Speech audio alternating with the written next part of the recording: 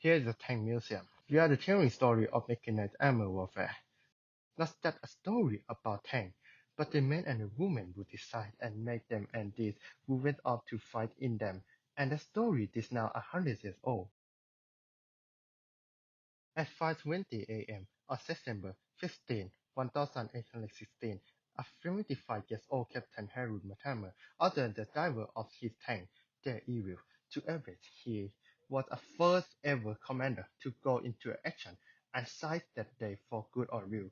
Hundreds of the thousands crews have followed his example. We say of good or evil as you may look at the tank, it's very different way to as symbol liberation, protection, safety, or this as officer, it invites countries or symbol of charity.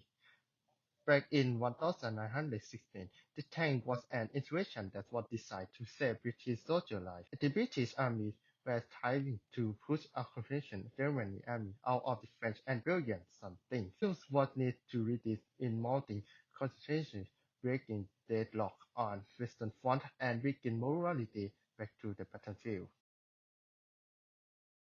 Those first 10 crews had no precedent to follow. They were literally the first to assess the tanks were new and arrival. Many boast that some of the crews had only been in the field a couple of weeks.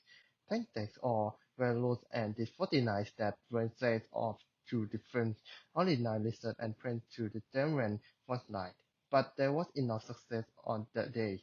The hands in British commander-in-chief to see the tank's content and he's ordered thousands of the Mortimer tanks that deal with the hit in attack probably by average British veterans, but crew survived.